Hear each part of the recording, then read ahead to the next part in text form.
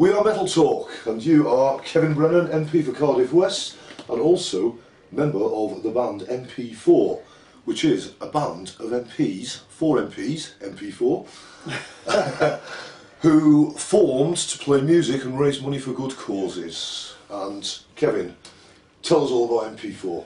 Well, as you said, the secret's in the name. We are 4 MPs, although one of them, it has to be said, is no longer an MP. He lost his seat in 2010, but we figured, you know, there was a band called the Police. None of them were actually police, so therefore it's all right to keep calling ourselves MP4 if one of us no longer holds a seat. But we were formed over 10 years ago, really out of a conversation between a group of MPs who said, would this be the first generation of MPs who might have the skills to form a rock band because of their, you know, ages and backgrounds and so on. And we thought we'd never find a drummer, but we did in Greg Knight, who's a Conservative MP. We're a cross-party band, 2 Labour, 1 Scottish Nationalist, 1 Conservative, and that's how MP4 came about. You must have some tremendous rows in the dressing room. Mainly between the 2 Labour members. I think, you know, we did once have one big row between me and Pete Wishart, who's our keyboard player, who used to be in a band called Runrig, who were, you know, pretty big for quite some time.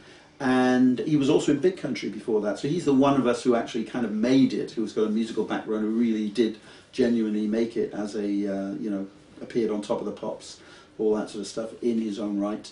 He and I once had a big row about politics about 10 years ago in the dressing room before the gig. We did go on and play better than we've ever played, I think, after the row, but we decided probably wasn't good for the health of the band to talk politics too much in the band, so we stick to the music. Okay. The drummer is actually Sir Greg Knight, I believe. That is correct, and yes. He owns a very special drum kit, I believe. He's got all sorts of drum kits, and of course, being a guitar player myself, I have no idea, you know, what, I know nothing about drumming and nothing about drums, but he's got all sorts of special drum kits, including one that has a really strange conically shaped sort of bass drum on it, and he's very proud of that one, and he brings it out, you know, on special occasions.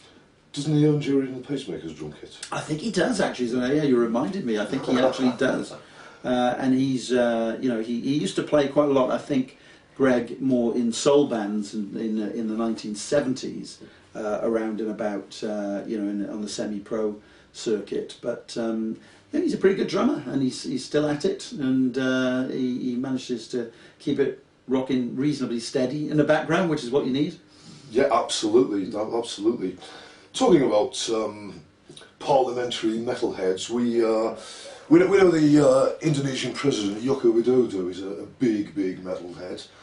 He's pictured with his Napalm Death t-shirt. Are there any other parliamentary metalheads that you know of? Well, funnily enough, the guy who used to be the Secretary of State, Conservative MP John Whittingdale, who was Secretary of State for Culture, Media and Sport, and who was also chair of the Culture Select Committee, is a big, you know, metal fan, a big sort of, you know, fan. In fact, I once witnessed him at a karaoke occasion singing "Smoke on the Water" in a rather posh Conservative accent, which was quite an interesting thing to watch.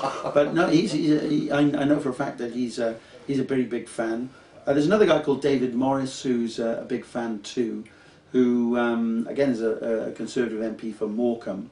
And I think he also used to play in bands and once or twice guested on guitar with us. Particularly we did, I think for a while we used to do a cover of Wishing Well, the old Free number, and he used to do the solo on that for us. Okay. And you were the first ever musicians to perform in the 900-year-old Westminster Hall. That is correct. Not the first musicians, I suppose, but the first rock band to perform. I think they may have had some, you know, choirs and things like that, but never have they had, you know, a band with, you know, full-on sort of, you know, bass, drums, guitar, keyboards, vocals, and it was a special occasion. It was a staff party for the people who work here at the House of Commons, and there are many thousands of people who work here. It's a big operation, and they wanted to have a staff party. They got special permission to use Westminster Hall, which has been there for 1,000 years and which, you know, has been the scene of incredibly historic events. You know, the trial of Thomas More, or the laying in state of, or the monarchs, you know, when they die, laying in state there. President Obama's addressed us there. You know, it's a kind of really prestigious venue, and they asked us for their staff party if we'd be willing to go and play for their party. So we did have, you know, hundreds of people there, and it's probably the biggest gig we've played, I think, and it was just an incredible location to play a rock gig at. Okay, brilliant. Talking about President Obama, it's his last day at work today. We picked a very good day to meet. Yeah. I'm seeing my friend Paddy Powell later on. Do you have any tips where I might put my money today? Well, I think that personally, I'm very much hoping that Hillary Clinton will win the presidential election. By the time this interview goes out, we'll know the result, and then we'll probably be in that transition period. But after the Brexit vote, I think everyone's very nervous that, you know, all the polls might be wrong and that, you know, Donald Trump could do it. But I certainly hope not, because you know, I don't think he's exactly a very good. I've got an American wife, so she's not very keen on him either. So I don't think he's a very good example for America to set for the rest of the world. Okay, I'll put my money on the other guy then. You might be right. Now, you also one of the first bands ever or the first Parliamentary band to have a regular spot on a TV show with Matt Ford. Yeah, that's right. So Matt Ford is an up-and-coming comedian, and he used to work in politics, so I've known him for a few years, and he came to me earlier this year and said, you know, I've got a chance of a TV series, we're doing a pilot.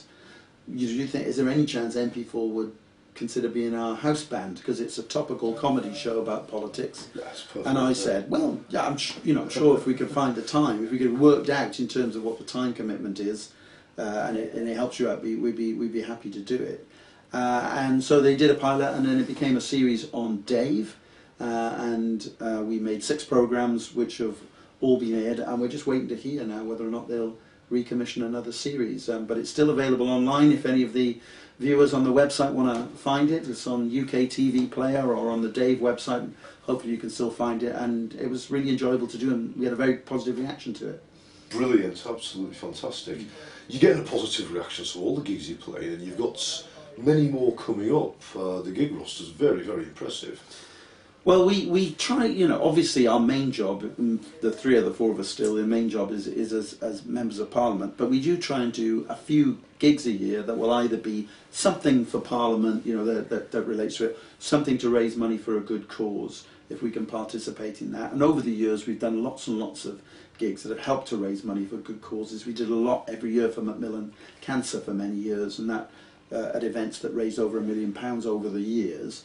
And we're doing another event soon where we're doing a recording in honour of the Jo Cox Foundation, which is being set up to keep the causes going that were important to Jo Cox, one of our colleagues who was sadly murdered earlier this year. And so we're trying to get together a group of people to do that. Some celebs, we hope, will sing on the record. We've got a choir involved. We've got some other parliamentarians involved in it. We're recording it out at the Backstage Centre at Thurrock, which is a great facility. And we're hoping that we'll have KT Tunstall singing on the record, Ricky Wilson from Kaiser Chiefs, Steve Harley for older viewers. I'm sure he's going to come up and make you smile. He'll come up and make us smile, yeah. Hope he brings Judy Teen with him as well.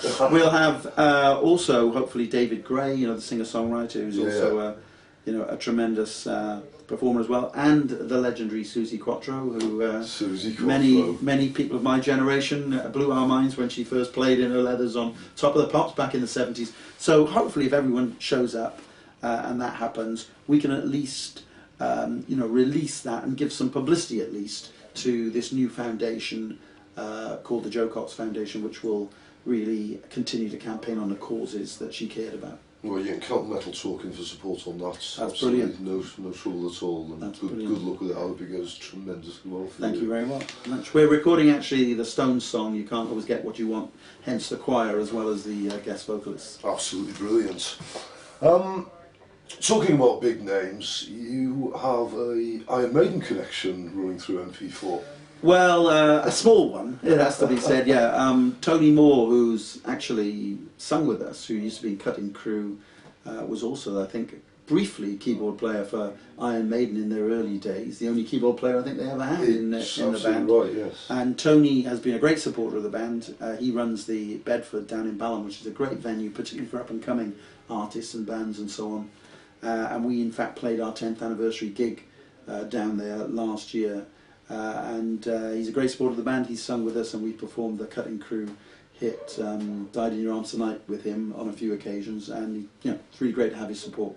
Brilliant, brilliant. So he's a good guy, is Tony. And of course, the other tenuous, maybe, Iron Maiden connection is that you're MP for Cardiff West, and Bruce Dickinson's Cardiff Aviation is obviously based in Cardiff. That is true. I've never had the honour of meeting Bruce, but maybe after this interview, you never know. You never know. Yeah, Cardiff is my seat. As a band, we're from all over the country, which is, of course, a little bit different. So I'm from Wales, from Cardiff.